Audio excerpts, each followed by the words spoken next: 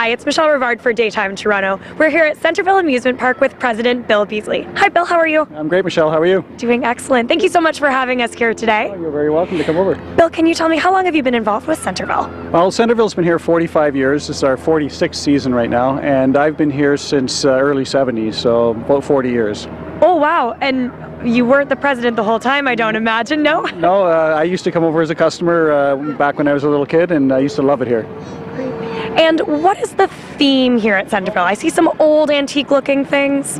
Yeah, it's a turn-of-the-century village, so turn of the 19th century, and we've got 23 rides from antique cars, as you see going by, Ferris wheel, log flume, bumper cars, pony rides, everything. We've got something for everybody here. So it's not just rides, are there also games and food? Yeah, we have game, we have 14 food concessions, we have a merchandise outlet, we've got candy stores, all the good things that families and kids want to see. So why do you think Centerville has been around for so long? Well, the location on Toronto Island is fantastic. So it's a beautiful park. There's 600 acres here. We take up about 20 acres of that. It has the farm here. It has the beach, lots of water.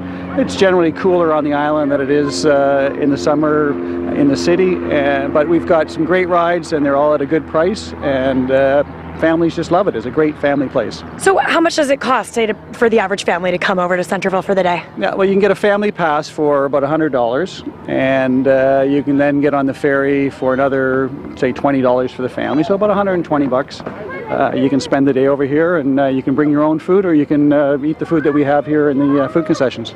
So tell me about this ride right here. The Ferris wheel we have here is themed up as a windmill, and the actual Ferris wheel came from Crystal Beach when Crystal Beach closed down about 20 years ago. We purchased it and brought it here and set it up as the windmill. We've got our Beasley bear ride over here. That's a Barrels of Fun ride, and you get in a bear and you spin around and have fun on that. We've also got our merry-go-round, which is over 100 years old now, and it's a Denzel hand-carved wood carousel that is a beautiful piece of art that actually you can get on and ride for one ticket and get on there and get a good picture that shows that you were here. So you just said that this ride itself is over 100 years old? That's correct, yeah. It's a Denzel hand-carved ride that was made in the United States. It's called a menagerie because it has horses, cats, giraffes, ostriches, pigs, and all different kinds of animals. So it's got 52 different animals, a couple chariots, and it is a very beautiful showpiece. Now, as someone who's been involved with Centerville, just as a customer and as president, what are some of your personal favorite memories from being here? Well, I always remember one of the first days that we came over as a kid, and my dad brought us over for a day, and we got here, and it was so busy that we didn't get to enjoy any of the rides. We had to actually go to work. So, oh no! So we spent the day putting hot dogs in hot dog buns and serving drinks to the customers back in the early 70s. Yeah. So your father was involved with Centerville as well? My dad started Centerville in 1967, so that was our first year here. Amazing. And have you been bringing do you have children yourself? Oh yeah, I have kids here, and my older kids now have worked here for a couple of years, so yeah. So Centerville, obviously it's seasonal, running from May through September. Who do you usually employ? Generally students from in and around Toronto. So at this time of year we have our university kids that are available during the week, and high school kids during the weekends. We've got a handful of full-time staff, about 25 of us that manage them, but we get up to about 400 staff during the season. And anybody that's been to Toronto Island before knows that it's very community-focused with the local residents. Is Centerville involved with the community on Toronto Island too? When you say involved with the community, we certainly work with the island residents, but generally we work with the public, general public coming to the island, because that's the main focus. There's about 1 million of them coming over every season. Wow. And that's who we cater to. Definitely. And now, how many people a year come through Centerville? Yeah, there's about 1 million that come over on the ferry, and about 70% of them come through Centerville, so it's about 750,000. And now it was recently in the news that the lease for Centerville is coming up, and how does that work? Centerville is owned by yourself or by the city? Yeah, all the rides and buildings and things on the island in Centerville are owned by ourselves, by Beasley, and we initially got a 25-year lease. So we've had 2 renewals since of 10-year terms, and the cycle is up again, so that there's another renewal process to go through for another 10-year term this year. And what could that mean for Centerville if the city were not likely to renew? How would that work out? Well, the city is going to renew and have a children's amusement area on the island. Whether Beasley Amusements is the company that's operating it or not is the question. So it's a good money maker for the city. It's definitely something that's needed, and all the public enjoy it. So it'll definitely be here for years to come. Oh, fantastic. Well, that's very good to hear. Bill, what's your favorite ride here at Centerville? My favorite ride's the log flume, which is you get in the boat and you go up to the top and you sloosh down. But my most favorite classic ride is obviously the carousel that we see here. So maybe if the carousel slows down, we can hop on? Yeah, certainly. All right, where's the entrance? Right over here? All right, well, let's go check it out. Which one do you like to ride? When I was a kid, I always wanted to hop on the horse or the cat. I always like the ostrich. The ostrich, okay. Well, I think we will, we'll let everybody get off and then we'll go on for our own ride. Bill, thank you so much for taking the time to talk with us today. It's good to meet you. Nice to meet you as well. And now we rejoin the studio. Hi, it's Michelle Rivard for Daytime Toronto. I'm here on Toronto Island at the Gibraltar Point Lighthouse. Joining me is Park Supervisor Warren Hoselton. Warren, how are you? Good. Good morning, Michelle. Thank you so much for joining us here.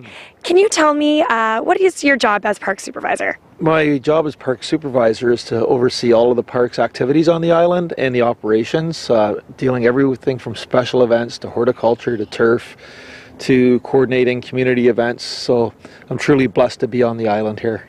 And how long have you been working on the island? 13 years, 13 lucky years, yes. Very cool. And what kind of activities are there for families to take part in? Well, I always say there's something for everybody. There truly is, because we have like 4 amazing blue flag beaches. We have Centerville, of course, for kids. We also have Franklin Children's Garden for kids, where there's lots of stories and activities. Over, I think it's about 26 kilometers of paved bike paths. Lots of naturalized trails for people to do amazing fishing. Some of the best sport fishing in Toronto is down here. So, like I say, there's truly something for everybody here. And is fishing something, do you need a permit to come and do that? Yeah, you just have to comply with the ministry regulations. But yeah, there's lots of good spots. I don't want to tell too many because a good fisherman never, tells exactly where it is. So you mentioned there's lots of outdoor activities to do here on the island, but the island is also home to some very amazing history. Can you tell me about that? Definitely. The island is steeped in history. People generally don't realize just how much history has happened here, and it's probably the first established area of Toronto, Old York, as it was called, Muddy York back in the days, and we are standing right beside one of the landmarks. It's probably appropriate we're here today because it's coming up to the 200th anniversary of the War of 1812.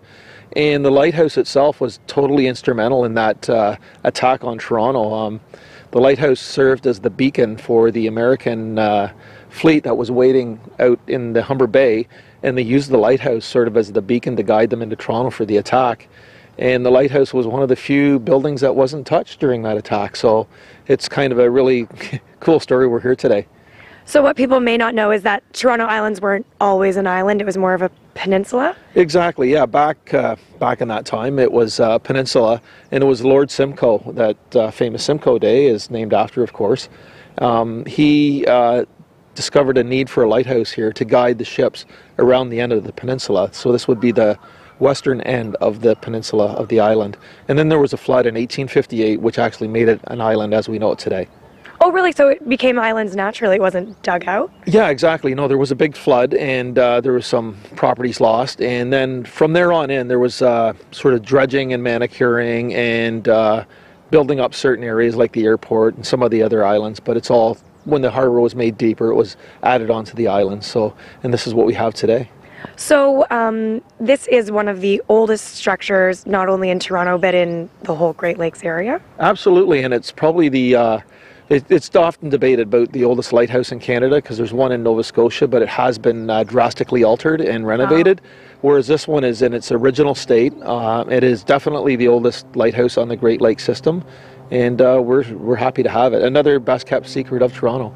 So what do you have in your hands there? Well, this is the key to the door, which I'm going to let you open up, and this is how we get in there. Okay, well, let's go have a peek inside. We'll see. We should knock first in case Mr. Roddenmueller's still in there. Yeah, so you just mentioned exactly who we were going to talk about, J.P. Roddenmueller. Who was he? He was the first lighthouse keeper of the island, and he was murdered in 1815 on a very cold night in January. And there's several stories, but the thread that is consistent was he was a well-known bootlegger. And there were soldiers from the Fort York that were one of his main customers. And apparently they came over one night and came up to this very building right here.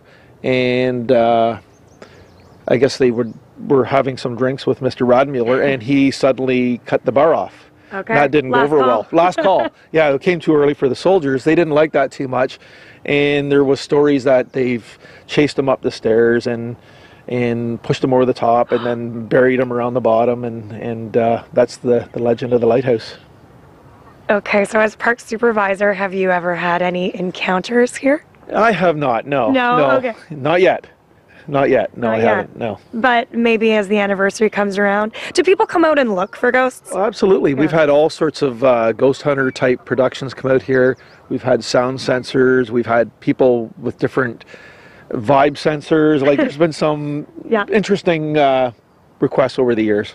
Interesting. Okay, well, let's knock. Let's see if he's home. Okay.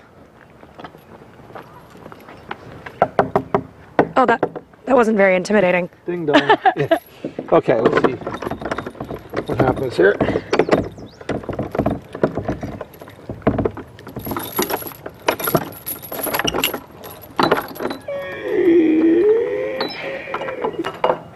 Here we go. Hello. So coming up here is actually a bit of an honor, isn't it? It's not something that we get to do every day. It's not open to the public, but we have opened it for Doors Open Toronto, and we have opened it for special groups that come by. So yeah, it's just not something that we leave open. Nice. And how has the lighthouse changed over the years? I know you say it's still in kind of original condition, but with changes in technology, like, because it's so old, 200 years ago would be a different technology. It did succumb to technology in that it first started out and they would burn actually sperm oil for the lamp at the top. Then in the early 1900s it went to electricity. Then I think it was in the mid 60s it was actually decommissioned. They didn't need it anymore. And today there's like a fiberglass rod with a little loop on the top that acts as a navigational beacon to push the boats off of the island. And so from this massive structure, we've gone down to like a little fiberglass pole with a loop on the top, and that's the technology. So it is still functioning today? No, it's not. Oh, okay. No, it's more of a landmark, but the functioning is the piece out there. And what was you've had many lighthouse keepers over the years. What were their duties? Well, it's with Roddenmueller, literally he would actually carry pails of the oil up to the lamp. And then, again, as you mentioned, technology. And he would make sure that it would turn and it was on from dusk till dawn. And then he would turn it out because the oil was very expensive. So his job was just to monitor that. Then over the years, it was basically monitoring it during times of bad weather at night. And then even at one point, somebody got ingenious, and they actually had a system where there was ropes coming down and weights that they would wind it up and it would turn the light around, so they didn't have to go up there all the time and service the light. So again, over the years, technology did affect the lighthouse. So for those that want to come and see the lighthouse, just check out the island. How do we get here? The main terminal is at the foot of Bay Street, and there's boats in the summer leaving just about every 15 minutes to the island, and you just get on a boat, bring your bike, bring your rollerblades, come to Center Island. Awesome. Thank you so much for taking the time to talk with us, Warren. And thank you very much for letting us inside the lighthouse. It's been a real pleasure. And now we rejoin the studio.